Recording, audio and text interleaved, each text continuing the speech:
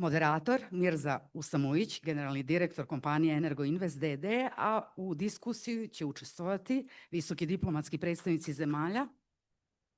Ovo je vama.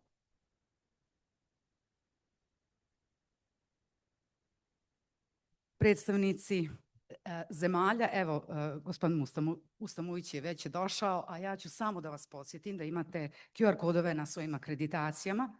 Oni će se pojaviti ovdje iza mene i to možete skenirati, dakle, na svojim akreditacijama i postavljati pitanje svim panelistima koji će Mirza Ustamujić, direktor Energoinvesta, predstaviti. Hvala vam na pažnju.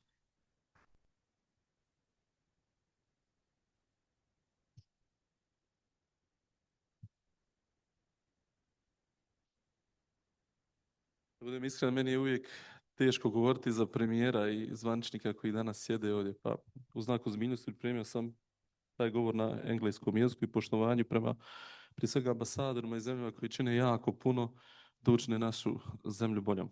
Hvala vam na tome. Excellencies, distinguished representatives and executive and legislative authorities, ladies and gentlemen. My name is Mirza Ustamujić and I am General Director of Energoinvest d.d. Sarajevo. It is my honor to serve as the moderator of today's ambassador panel at the Energy Transition in the Western Balkans, organized within Sarajevo Energy and Climate Week. We are privileged to have with us distinguished ambassador representing the Czech Republic, Norway, Sweden, United Kingdom, and delegation of the European Union.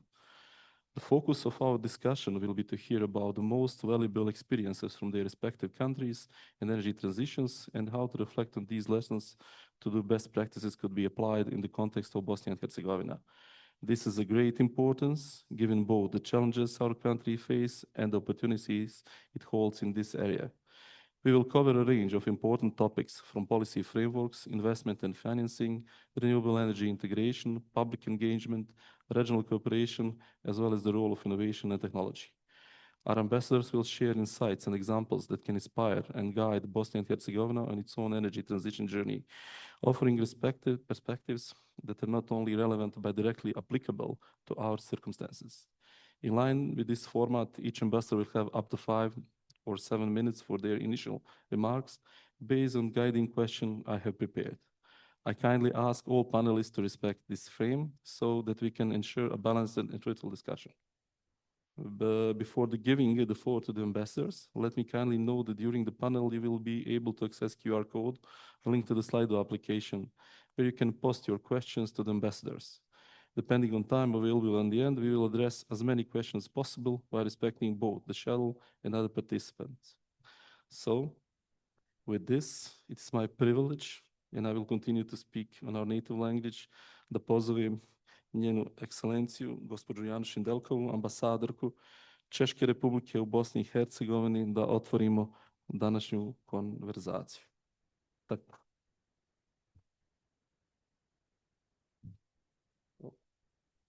I također pozvao bi da nam se pridruže danas na podijumu i Her Excellency Kathrine, Reilly, Ambassador of Norway to Bosnia and Herzegovina.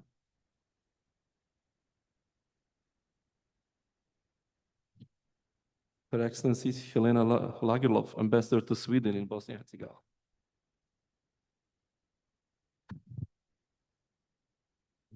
From EU delegation, we have Mr. Adebayo Babajide, Deputy Head of the EU delegation to Bosnia and Herzegovina.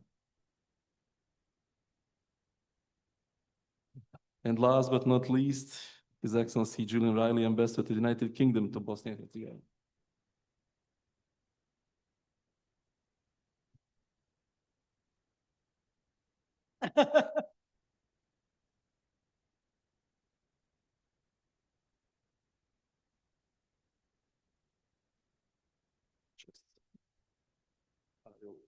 Join.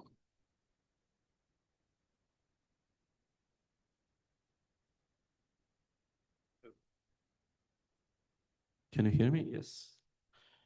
I have prepared some of the questions just to find all of them.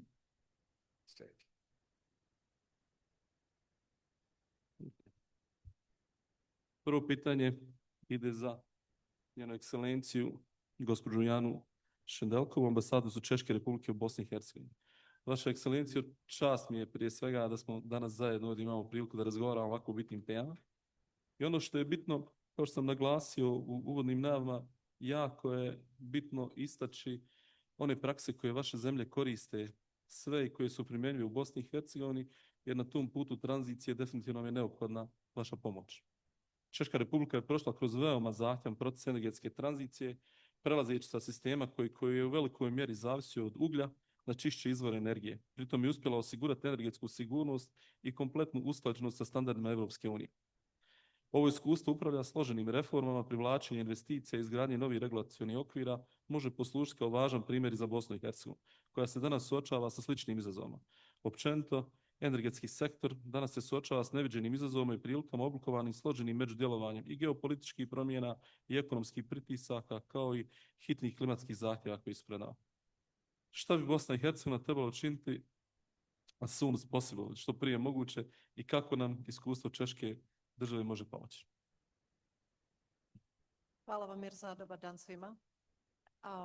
Počet ću od kraja šta bi Bosna i Hercegovina mogla učiniti, što su njeni izazovi, a već su o tome govorili prethodni govornici. Vaš je izazov prije svega klimatski, a sekundarno geopolitički. S time su povezani izazovi koji su vezani za lance snabdijevanja. I to su već govornici prije mene govorili o tome. A najveća prilika Bosne i Hercegovine sastoji u tome da vi niste... da vi niste u tome sami. Znači, energetska tranzicija je nešto što čeka čitavu Europu, gdje smo samo svi na različitim nivoima postizanja rezultata na tom putu, ali niko od nas ne može još da kaže da bude gotov. Znači, put koji treba da dovede do dekarbonizacije naših ekonomika do 2050. gdje je sad Češka u tome i gdje može da posluži kao primjer. A Češka je bila u neku ruku u malo boljoj situaciji nego Bosna i Hercegovina, u neku ruku i ne baš. Znači, bili smo skoro pa potpuno ovisni o uglju, osim onoga što nam je obezbeđivala nuklearna energija, i to nuklearna energija onog originalnog sovjetskog tipa. Znači, to su bila naša dva izazova. Na današnji dan vjerujemo da ćemo se riješiti uglja do 2033. godine. A to je ono o čemu je drugom prilikom gospodin 𝙎𝙀𝘾𝙒 pričao, da tranzicija mora da se desi već sutra. Znači, ako smo mi počeli 90-ih, a do 2033. bi trebalo da postanemo neovisni o uglju, zamislite koliki put treba proći da bi se to desilo. Danas imamo otprilike trećinu nuklearne energije, otpriliku trećinu uglja i otprilike trećina su ovi novi čisti izvori kojima vi svi ovdje težite. A to je jedan izazov tranzicije, da se riješite uglja, i mi smo još uvijek na tom putu. Drugi izazov tranzicije normalno je da ovo nije tehnološko pitanje. Ovo je pitanje koliko tehnologija i ekonomije, toliko i politike i socijale. Vi ne možete da sprovedete uspješno tu tranziciju, a da vam ljudi u tome postanu žrtve. Znači, taj socijalni dio je vrlo važan. Što konkretno možete da radite sa nama? Mi smo već prošli sav taj, recimo, zakonski okvir, znači imamo i strategiju, i vi već imate strategiju, imamo već ceo niz legislative, vi imate dio tih zakona, i normalno smo već prošli i put koji vi ne treba da prolazite. Znači, mi već znamo gdje smo napravili greške. To će tokom panela govoriti kako naše kompanije, tako stručnjaci iz naših univerziteta, putevi koji ne vode nikud i koje je Češka republika isprobala na svojoj koži. To je vrlo važno iskustvo. Šta radimo sa vama u Bosni i Hercegovini? Mi imamo uvijek plan razvojne saradnje na nekoliko godina. Do 2024. nam je energetika bila ključ, bila fokus.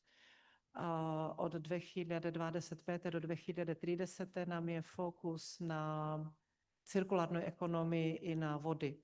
Jer vi kad sprovodite energetsku tranziciju, vi ne smijete da zaboravite vodu. To su dvije povezane stvari. Vi hoćete čitav taj ekosistem da vam funkcioniše, ne samo da pravite čistu struju.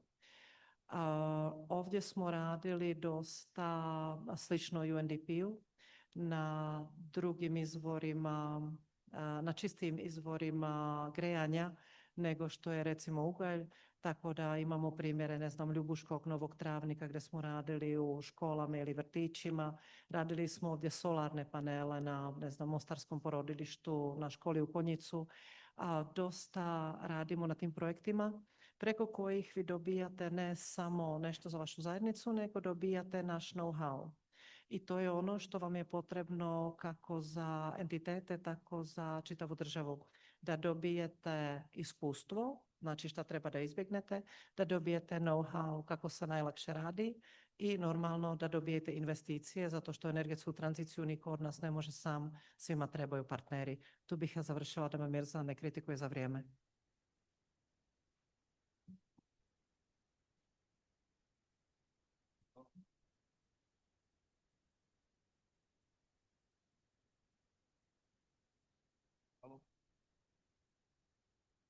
Jedan, eto.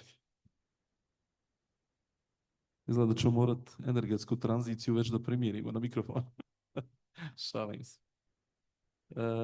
Hvala velika na vašim opažanjima. Ono što je meni jako interesantno, dotakli ste se jako bitnih tema, poput i nuklearne energije, cirkularne ekonomije i vodika.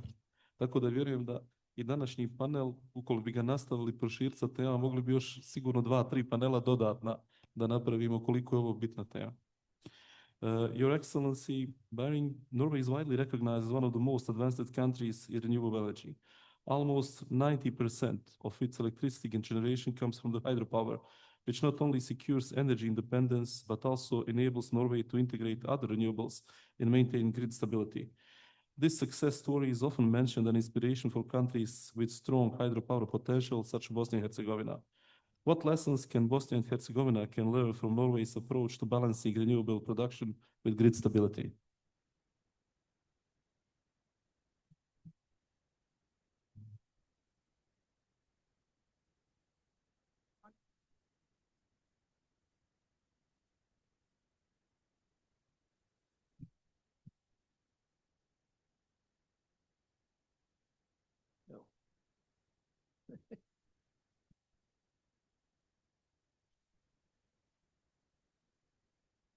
Okay, thank you. Sorry. Well, thank you for inviting me here. And yes, it's true that hydropower is at the heart of Norway's energy sector. Hydropower has also been the driver of our industrial development. Today's Norway's electricity mix is amongst the cleanest in the world, and we are one of the biggest hydropower producers in the world. Around 90% of our power comes from more than 1,700 hydropower plants across the country. What makes hydropower particularly valuable is its flexibility. The majority of our hydropower plants are equipped with reservoirs that act like natural batteries. We store water in reservoirs when demand for electricity is low, and when importing electricity is cheap. When demand is high during the winter heating period, the water is released from reservoirs to increase production. This flexibility allows us to integrate variable renewable sources like wind and solar, especially in recent years. Wind now accounts for 10% of power production in Norway. The government is focusing a lot on offshore wind production, which prevents having wind turbines close to livelihoods. Bosnia and Herzegovina already has strong hydropower installations, but the potential is even bigger. Many of our experiences can also be relevant here. Firstly, modernizing the grid to ensure reliable electricity delivery and a more resilient system. Secondly, upgrading existing hydropower plants and reservoirs capacity to increase flexibility. And third, improving infrastructure and legislation for cross-border trade and regional cooperation. 3 important points. Our experiences show that grid stability is not only about producing enough electricity, but also about having a balanced energy mix and a strong interconnections with neighbors. Regional cooperation increases the security of supply, lowers cost, and creates the condition for more sustainable energy future. In Norway's case, we trade a lot with our close neighbors, Sweden and Denmark, and also with United Kingdom and Germany. Our countries have very different energy mixes, and our strong cooperation makes all of us more resilient.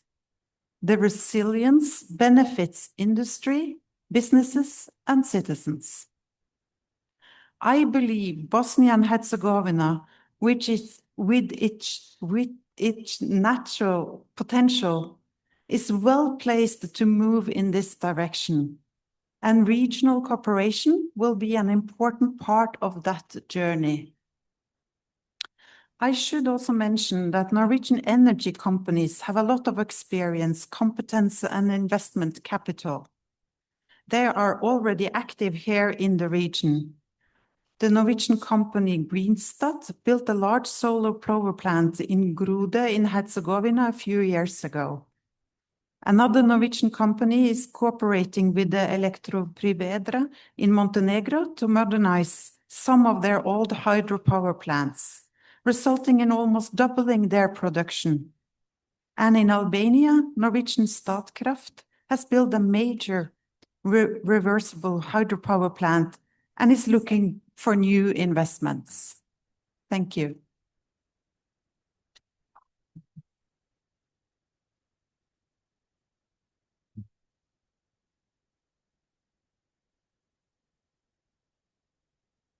Thank you very much, Your Excellency. For me, it's very interesting that because a few years ago we have this blackout, famous blackout, which happened in the Balkan region, and we actually understand that question of energy security is not just a question of one country; it's actually the question of several countries in the region. And in that name, it's very important to speak about grid stability because it's not only connected for one country; it's a matter also of all the countries in this region. You speak about resources, natural batteries. In Bosnia and Herzegovina, I know that local electricity company working on these projects, and what you bring as a lessons from Norway, I believe it could be very, very useful. Now, I wanted to open and continue this panel with Her Excellency Helena Lagerlöf. Sweden is often seen as a global leader in energy transition. More than half of energy in Sweden comes from renewables, supported by strong policy framework and broad public engagement. One of Sweden's biggest strengths is the ability to build a long-term political consensus across different parties, as well as strong public trust in climate and energy policies. This experience is very relevant for Bosnia and Herzegovina, where public awareness and political stability are key to moving forward in transition. What mechanisms have been most effective in maintaining social acceptance and political consensus on green energy? And how can Bosnia and Herzegovina adopt similar strategies in its own transition?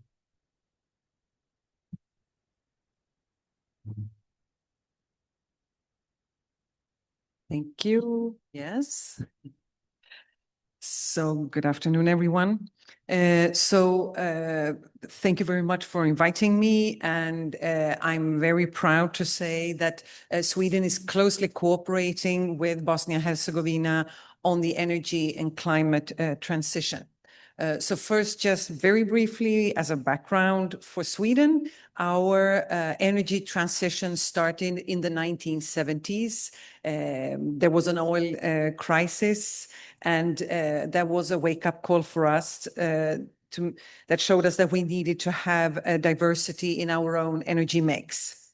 And then after that, each decade has brought about new objectives from, for example, introducing a carbon tax in the 1990s.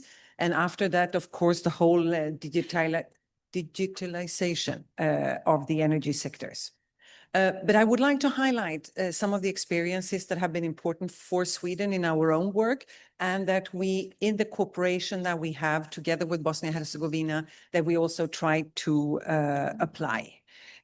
So we are a big supporter here, and as the colleague from UN who spoke earlier, he mentioned several of the projects that the UN is involved in, but that are also financed by Sweden. So first of all, the whole energy transition is for everyone. It really is important to have it top of mind of the public debate and as part of the public debate. And that, I think, is something that is an important experience for us. It's on the news. It's something that kids learn at school. So it needs to be in the conscience of the general public. Secondly, Sweden is a very consensus-oriented society. So in order to reach consensus, we've really used a bottom-up approach and to involve all stakeholders because energy transition are big projects, as we've heard, involving a lot of people, a lot of stakeholders, from the general public to the municipal level, to companies, all the way up to the national level. And all these stakeholders need to be involved in this transition. So that is something that we have applied and also working together with the different stakeholders in BIH, developing the national strategy here. Then, of course, since the energy transition and the climate transition concerns everyone, it is important to have a local approach and domestic local solutions. So that is also something that we have experienced in Sweden and that we are applying when we work together with our counterparts here in Bosnia and Herzegovina. And we are proud to say that we are just initiating a new project now with municipalities in implementing continue to implement this transition. So, of course, these kind of big transitions don't happen in a vacuum. Sweden, as part of the European Union, we work to implement the Green Deal, but so does Bosnia and Herzegovina. The reforms being done here is also important steps on the path of Bosnia and Herzegovina towards the European Union. So in summary, to keep it brief, I think that our own experiences, we've really picked those up together with our own authorities. And I'm happy to say that I am here today in the company also of the Swedish Environment Institute. So our own experts working in close partnership with the partners here in Bosnia and Herzegovina. So we're really trying to use our own experiences over the decades in supporting the transition here. Thank you.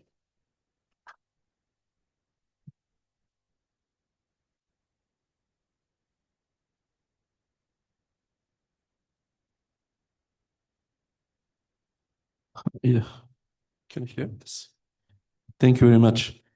Somehow maybe it's very difficult for me to listen you because so much I have troubles to hear, but I will do something.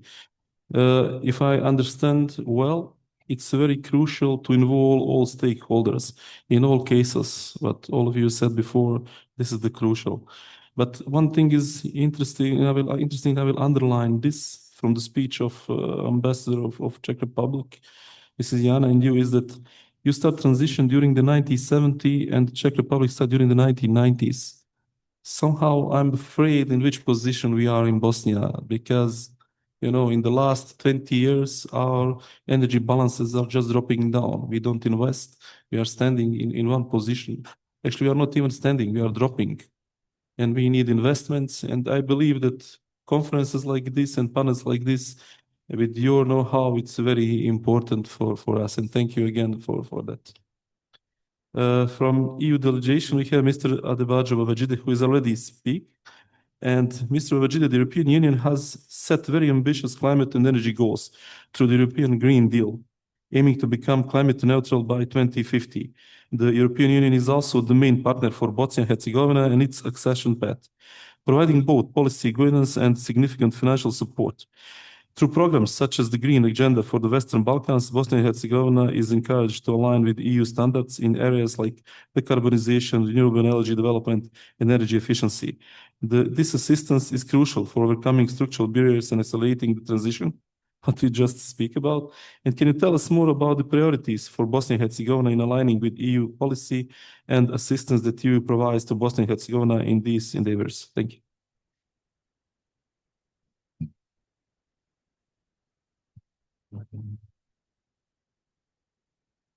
Yes, it's working. Well, thank you very much. And at the outset, I would like to say I'm very pleased to participate in this panel.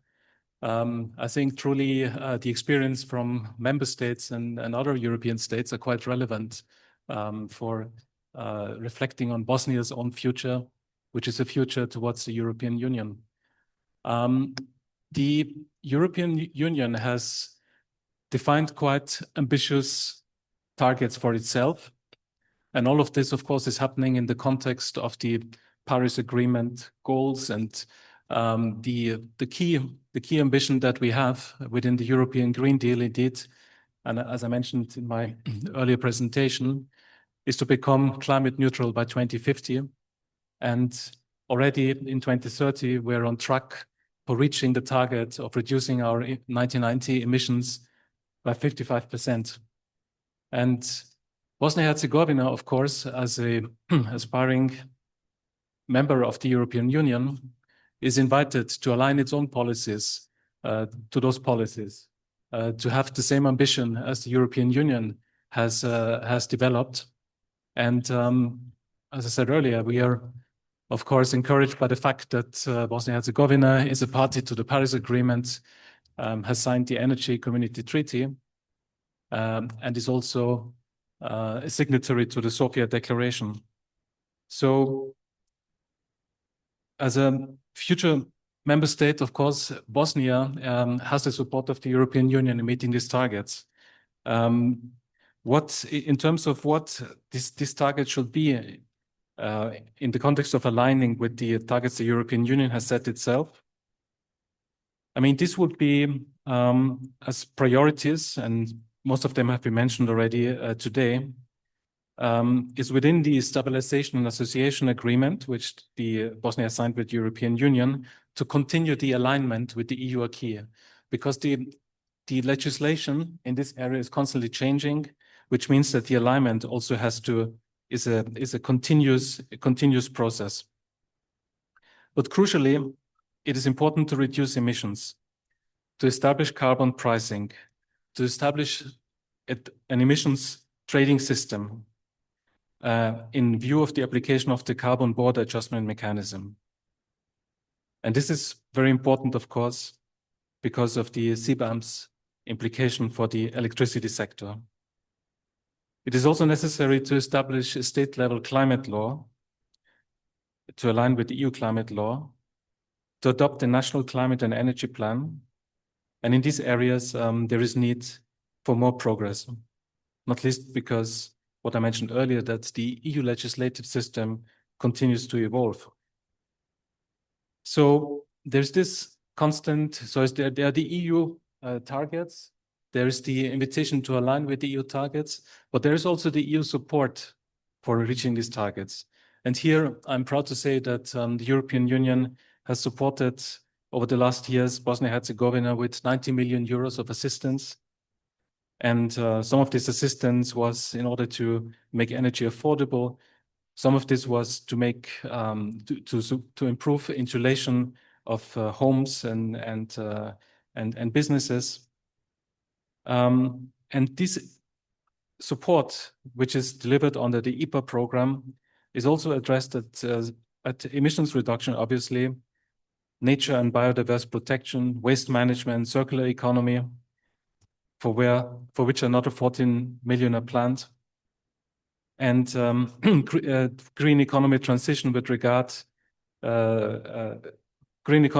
to just transition, a very important issue related to the question of moving out of coal, where 22.5 million are planned. And I also like to say that as part of this partnership, we are also working with the United Nations, with the UNDP, with our partner Renault, who was addressed the panel, the conference earlier. So this is a comprehensive partnership where we also work with others, UN, World Bank, and so on, to help Bosnia and Herzegovina adjust and master this transition. I've mentioned waste management, circular economy, very important environmental data reporting. I've mentioned energy efficiency. There is the need to, we are assisting also with alignment with the monitoring, reporting, verification, and accreditation, which is crucial for the emission trading scheme. Let me also mention support under the Western Balkan Investment Framework, where we have 3 projects coming up. And these are really linked to renewable energy. And these 3 projects, there are 2 wind farms in 𝙎𝙀𝘾𝙒 and 𝙎𝙀𝘾𝙒, as well as the rehabilitation of the 𝙎𝙀𝘾𝙒 hydropower plant. We're speaking about a total investment of 300 million euros, where the WBIF from the European Union will support with 70 million. So these are some concrete examples, but the important thing, of course, is the partnership, the continued steps that have to be taken to reform. And here, finally, I would like to remind of the importance of adopting the reform agenda for the growth plan, because in this sector, there are a number of important reforms which are included, and of course, the important financial support that comes from the growth plan.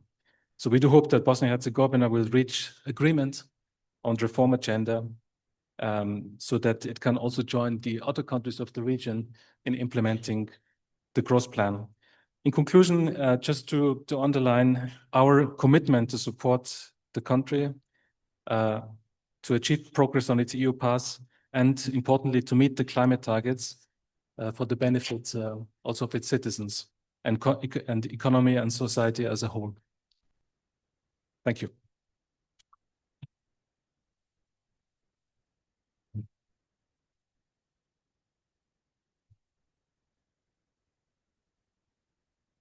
Thank you.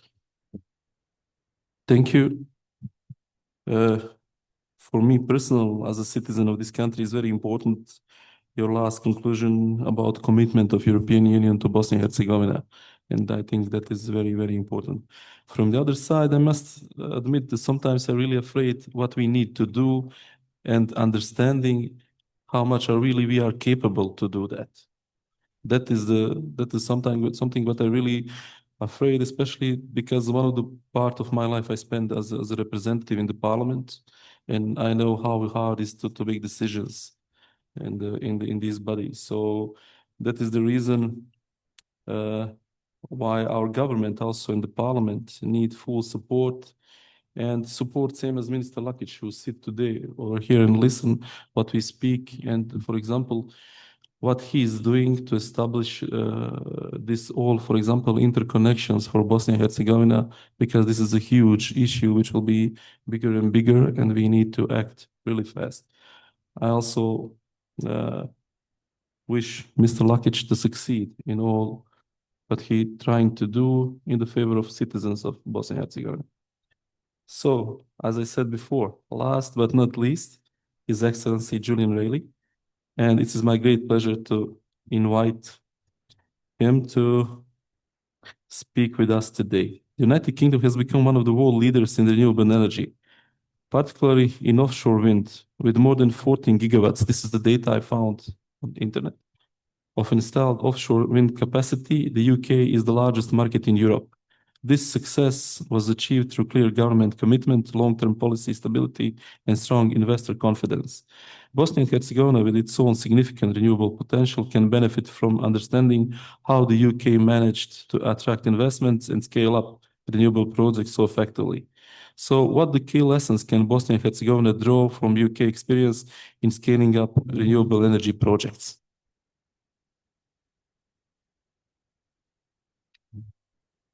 Right, we're there.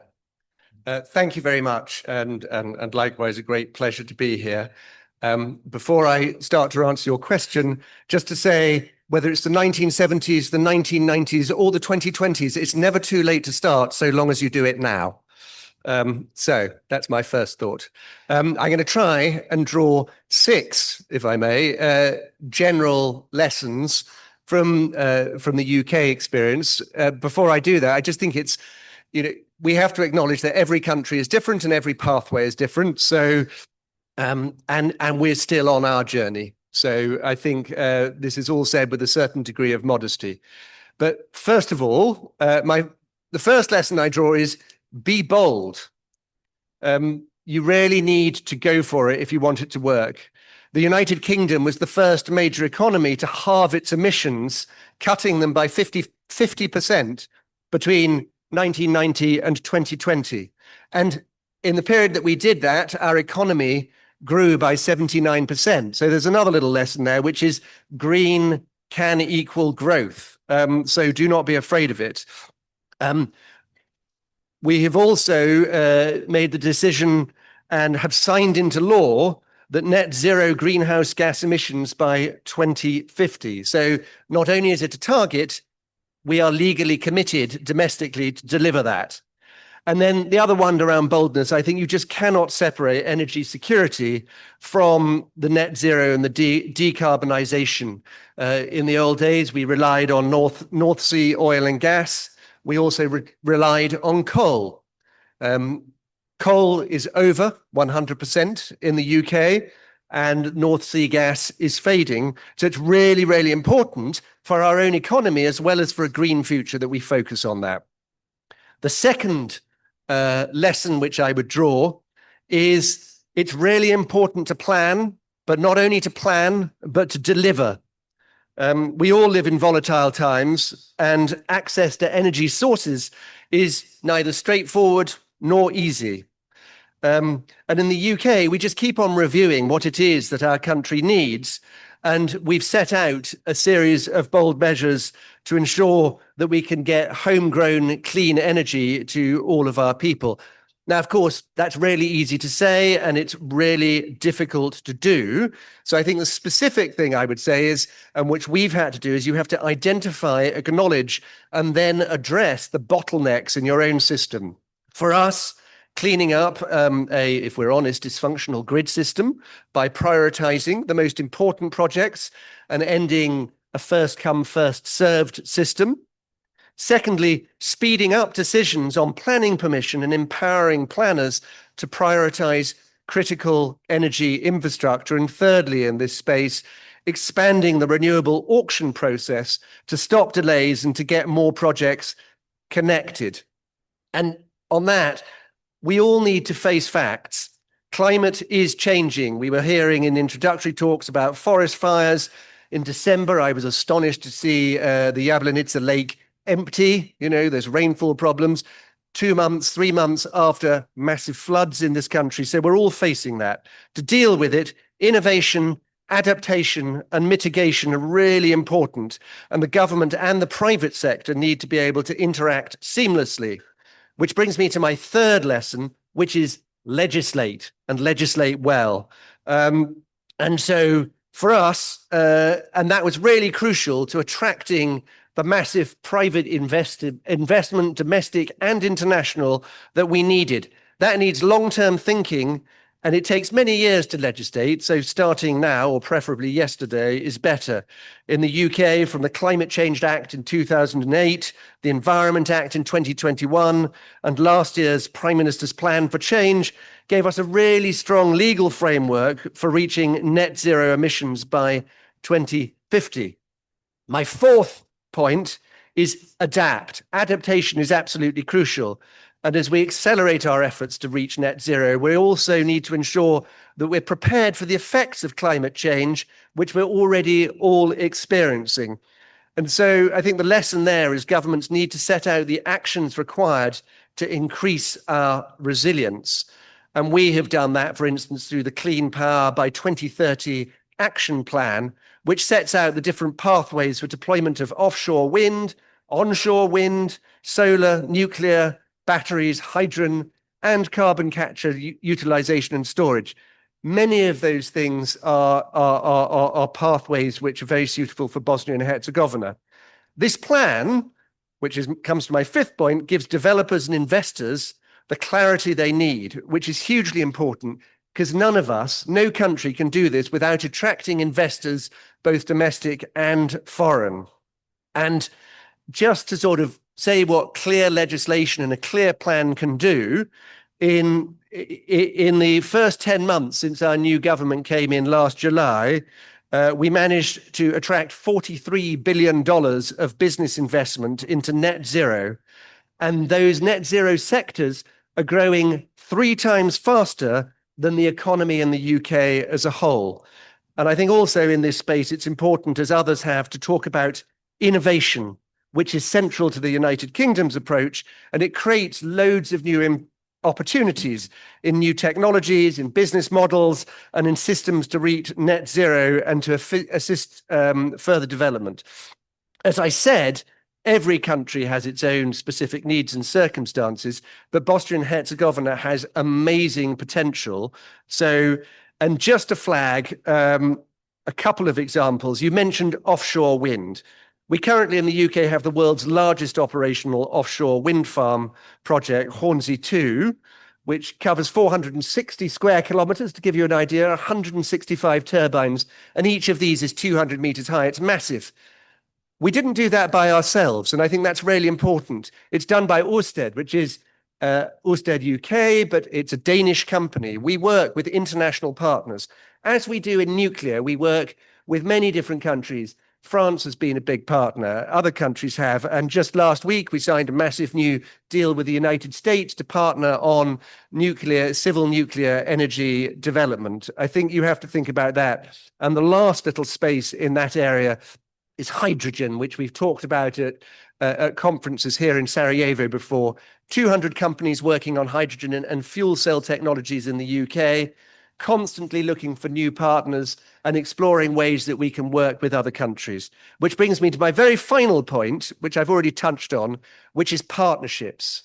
Whether you cannot do this without partnerships, whether that's public-private partnerships, working together with private investment, whether it's regional cooperation, and with the Berlin process, we're looking at how regional cooperation in this region can really boost the green transition, or you're looking at the international level, all have a hugely important role to play in reaping the benefits of the green transition. And actually, I'd also like to mention Minister Lolić's work with the World Bank as well on the just transition for all, and the real importance, whether it's the entity level or the state level, of getting behind these international processes to support just and fair transitions away from coal into the new technologies we can do it. And just to conclude, I think the lessons we have, as I said at the beginning, it's really, really hard. The United Kingdom is not there either. We're all on a journey, but to get to success, you need commitment, you need continuity, you need really clear legal frameworks, and you need to be able to attract business investment and to support innovation. Thank you.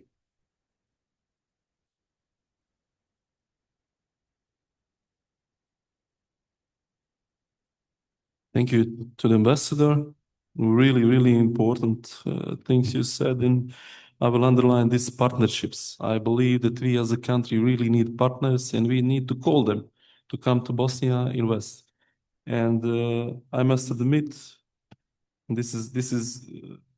will share this information with everybody, but we already start with UK Finance to discuss about potential projects up to 200 million in Bosnia and Herzegovina. And for me, as the director of Energoinvest and public company, it's very important to listen to these case studies and what your countries do, and also to call you as ambassadors to help us with your companies to contact the Energoinvest to start these projects for the government and develop. And thank you very much for that. So I have some follow-up questions I've written here. So just because we have plenty of time, I will use it. For Ambassador Biering, how important is regional electricity market integration for making the best use of renewable energy?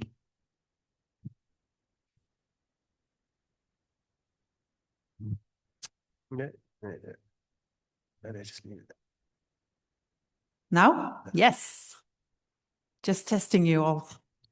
Well, Norway's key advantage, as I said, is flexibility, thanks to our reversible hydropower capacities. And the value of our hydropower becomes even more valuable when we can trade electricity with neighbors. It's mentioned by, I think, all of us here, partnership and cooperation, keywords. The fact is that often natural conditions for rain, wind, and sun are different between regions. And Norway exports hydropower and imports wind power and nuclear power. So regional markets are necessary and provide those opportunities. And the Nordic power market was one of the first regional markets and has served as an example for the rest of Europe.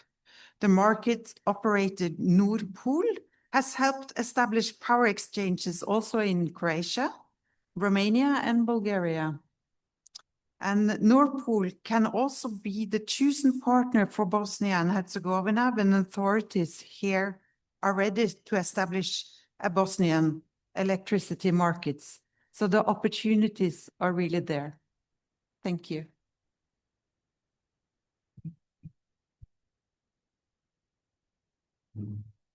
And one more question for Ambassador Reilly. How important is long-term policy stability and government commitment for attracting investment?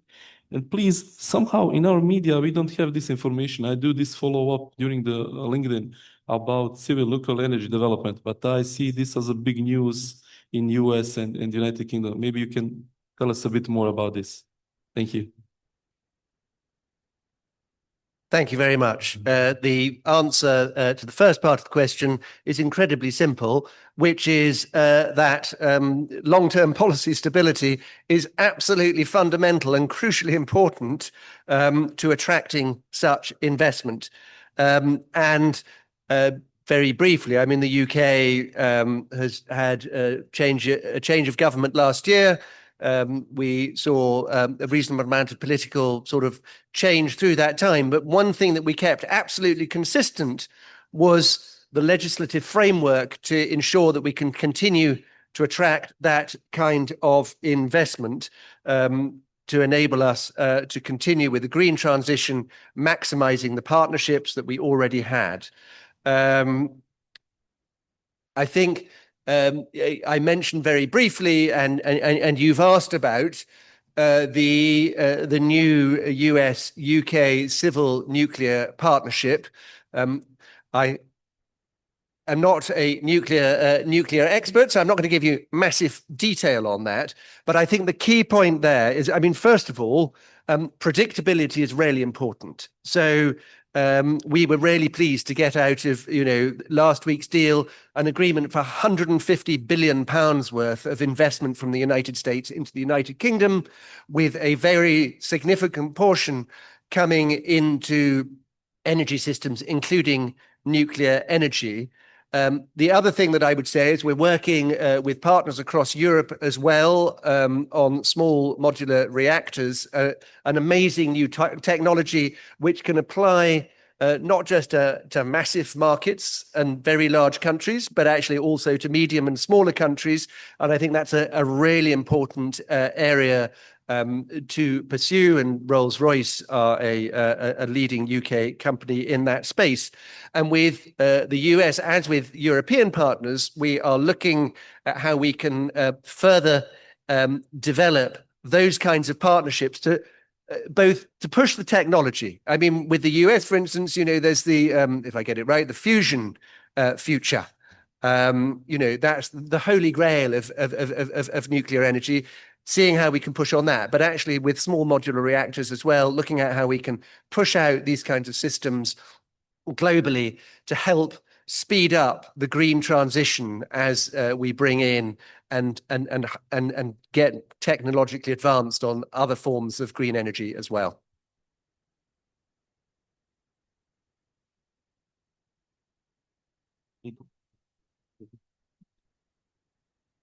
Thank you very much for this. The reason why I ask you this is because not so far away, Bosnia exports energy from Bosnia to this region. Unfortunately, I don't believe that we can cover all needs we have with renewables. And this is something what we need to think about and open discussion about nuclear energy in Bosnia. Because for me, it's not that question of energy security, it's also the question of economy. Because this could also give us, if we have enough energy that we can export and support the entire region, this could also give some stability in the next period. Not only financial, also the peace and everything. Because Bosnia have opportunity regarding the water reservoirs we can also produce hydrogen for the region, even for the European Union, and became something like energy hub in this part of Europe. If we do that and succeed in this, I believe we will have peace in the next 500 years. So this is something, if you look in this direction, this could be a great opportunity for our generation to step ahead and do something. As you said, with good partnership and long-term policy stability, this could be. So we get some interesting question coming from through Slido. Will you like to pick up the question, or I should play the lottery master and pull one for you? So you can choose if you want, but we have two in Bosnian language, so this probably could be for Czech Republic. Je li može, pitanje kaže, Češka Republika sada dosta balansira svoju mrežu elektranama na gas. Ima li plan napuštanja korištenja zemnog gasa? Češka Republika nema šta drugo da uradi, zato što mi smo se ovdje strašno koncentrisali samo na ugalj, ali u stvari dio naših problema, gdje sam na početku rekla da vi ste negdje u boljoj situaciji, dio naših problema je bio da smo mi bili potpuno, ali potpuno ovisni o ruskoj nafti, da se kaže nafta? O ruskoj nafti i ruskom plinu. Sa nafte smo se skinuli skoro 100 od 100, na plinu još i dalje radimo. Zato toliko puno ulažemo sad u nove tehnologije, zato toliko puno gledamo nove rute, jer za nas je to pitanje nacionalne bezbednosti, a ne energetskog miksa. Znači, dobro ste primijetili, još uvijek smo ovisni o ruskom plinu, sa nafte smo već otišli, ali i to je bio ogroman proces za nas u roku od zadnje, recimo, 3 godine otprilike. Otprilike realno smo ušli u to od kada je počeo rat u Ukrajini, a sa plinom nastavljamo zato što vi ne možete da stvorite preko noći drugi izvor, tako da sad idemo kako na LNG, tako na drugu dostavu plina, jer za razliku od Bosne i Hercegovine mi smo dosta plinofikovana zemlja.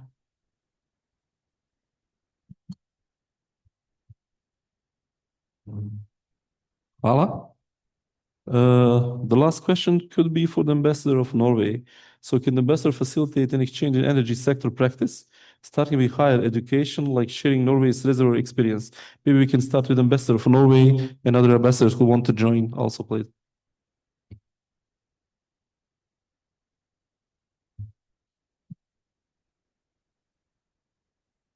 No, you don't touch it.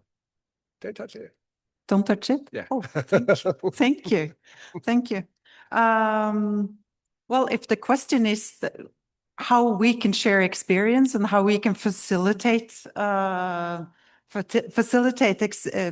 exchange of experiences, the answer is yes, of course. That's, I think, what we are actually doing here today as well. If it's within a specific area, yes, we would appreciate, of course, doing that as well. I think what is important is also that it takes local ownership to drive this forward. So we will be happy to contribute, but I would invite also local authorities at various levels to reach out and take initiatives. And we can of course, follow up both with our experience and facilitate various, perhaps also events, and also facilitate contacts to resource persons from Norway or elsewhere. Yes. Not on that question, I agree. But I'm interested in the one above. Okay. Anybody else wants to answer any other question? Mhm. Okay, which one? Now, I just wanted to pick up those really interesting top two questions, which I read as saying coal is good, or it's okay. I think I would just use this opportunity to write. I mean, first of all, actually, a statistic that has stuck in my mind is that I believe that there are still about 250 coal power stations left across the whole of Europe, and I think there are about 18 in the Western Balkans. Those 18 power stations produce the same amount of emissions as the other 232. And I live in Sarajevo, and I know that the technology is not clean, as do we all, because we breathe it. The next thing I would say, which is actually thinking strategically, is so the whole of the Western Balkans region got thermal power stations in the late 1970s, early 1980s. They're coming to the end of their lives. So there is a choice for the region and for this country, Bosnia and Herzegovina, which is to do the whole thing all over again for 50 years, or to take this amazing opportunity at a time when it is absolutely imperative for global, regional, European, and domestic reasons to move away from dirty power, to do the green transition and to shape it in a way that you can capture the opportunities which are being offered by the international financial institutions, by the European Union and others to, I mean, I would love to see a regional emissions trading scheme which recognized the fact that this old technology was built as a unit to create the kind of regional interchange that we've all been talking about, which we have between our countries across the whole of Europe, and to move away from coal. And on specifically on Block 7, you know, there has to be a better way than just doing coal all over again. And I know that Minister Lolić is working on the just transition and all of that. And it's really important that we all work together to enable that to happen. And there's many different ideas out there, you know, and I'm not qualified to prescribe. But, you know, among the many that I've heard is actually thermal power station, coal-powered power stations. There's actually technology out there which allows you to transfer it to biomass technologies really quickly and remarkably cheaply while you're building up other even greener technologies. So I just would say be really, really bold and accept that, you know, the age of coal is over. We need to look after everybody who's in the coal industry, but we need to move forward into the future as well. Thank you.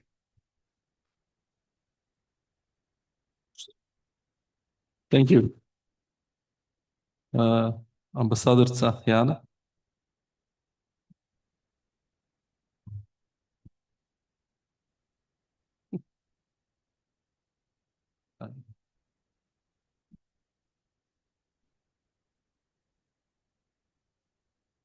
Možda. Praktički da se nadovežem na ono što je moj uvaženi britanski kolega govorio, niko vas ne forsira ni u šta. Ali pogledajte si recimo šta je uradila prije par godina zvanična Priština. Imali su toliko loše ugljene elektrane blizu glavnog grada svoje zemlje da su odlučili da ponovo rade elektranu na ugalj. Evropska unija nije htjela ni da to financira, da im pomogne s tim zato što to je u neku ruku idete u krug, u neku ruku ono što je Julian rekao, a rešavate problem na 50 godina. Znači vi ako razmislite o svojoj zemlji, Vi možete da se vodite primjerom Estonije, ne u energetici, nego u digitalizaciji. Estonci kad su izašli iz sovjetskog sistema, oni su odlučili da neće da prolaze onaj put korak po korak, nego da pređu odmah u digitalni vijek. I sad pogledajte šta je to njima donijelo. Ljudi praktički nemaju korupcije i praktički se ne bakću sa pola onih problema koji recimo Češka još rješava. Znači na vama je koji ćete put odabrati za svoju državu. Normalno da možete korak po korak, normalno da možete bolju ugljenu tehnologiju, ali je li vam to vrijedno toga? Kad postoji i investitori iz Evropske unije, kad postoji Evropska unija kao takva i kad možete da si odaberete jednostavno ono najbolje na meniju i pokušavate da dostignete odmah ono stanje kojemu mi idemo sporije, vi možete da ga postignete brže. Hidro je jedna od mogućnosti, izbor je normalno na vama. Hvala. Jako lijepe uvertire za kraj i ono što definitivno mene stalno podsjeća jeste ovo posljednje pitanje, upravo obrazovanja i edukacije. Znate, dok mi pričamo o ulaganju u zelenu energiju, još desetine ložišta ima otvorenih gdje se loži kuće koje nemaju fasade i tako dalje i tako dalje. Dakle, mi trebamo krenuti s početka, što se kaže from the scratch. I prije par dana je objavljena jedna vijest koja kaže da je Energoinvest kojeg danas predstavljam je napravio bolji kompjuter nego IBM i bio je definitivno bolji od IBM-ovog kompjutera. Ja nas samo želim za kraj podsjetiti da mi nismo neki drugi ljudi, nego da smo upravo oni ljudi koji su živjeli na ovim prostorima prije 40 godina, da moramo više da vjerujemo u sebe. I kao neko koji je bio u policiji, političar, nemojte dozvoliti da nam neko servira da je sve loše u ovoj zemlji, apsolutno nije loše. Danas ste slušali ambasadore, govornike, ljudi koji stalno govore o našoj zemlji, koliko je lijepa, koliki potencijal, koliko možemo i to je doista tako. Mi danas imamo preko 50-60 mladih inženjera koji razvijaju projekte bazirane na hidrogenu i pioniri su u ovoj regiji na čemu rade. I trebate to da znate i da budemo ponosni na to. So, excellencies, distinguished guests, ladies and gentlemen, allow me first to sincerely thank our panelists for their excellent contributions and the preparation they have brought to today's discussion. I truly believe that Bosnia and Herzegovina can apply many of these insightful examples and experiences we have heard, and that this kind of change exactly what we need most. Friends and partners who are ready to share their successful know-how and support our path forward. In order to give today's discussion a lasting value, all the questions and answers from this panel will be compiled and delivered to the organizers as a joint conclusion and takeaway from our session. Let me close by saying the energy transition may be a serious challenge, but with partners, I would like to say friends like these, and a little extra energy from all of us, it becomes a shared opportunity. Thank you very much.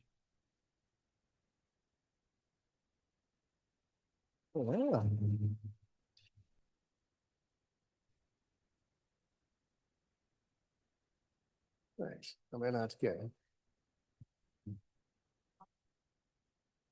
Da li se čujemo? Okay. Zahvaljujem se svim govornicima na izlaganjima koja su nas dodatno inspirisale i usmjerile na konkretne korake u pravcu zelene tranzicije. Vaša podrška i vizije su od izuzetnog značaja za naš zajednički cilj, održivu i prosperitetnu budućnost. A zahvaljujem se i moderatoru, gospodinu Mirzi Ustamujiću, uz molbu da malo manje se priprema za ove moderatorske poslove, jer ćemo mi ostati bez posla. Hvala vam puno što ste učestvovali u ovoj panel diskusiji. Pozivam vas na pauzu za kafu i ručak do 15 sati, s obzirom da je bilo planirano do 14:30.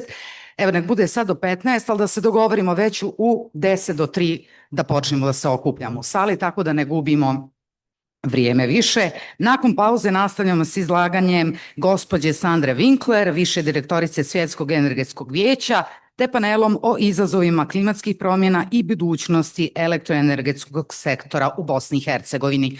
Dakle, molim vas, vidimo se ovdje u 10 do 3 od 15 sati. Kreće drugi dio konferencije. Hvala vam. Molim se moliti gospodina Ustamujića i naše ekscelencije, paneliste, da dođu ovdje na bilo da napravim jednu fotografiju.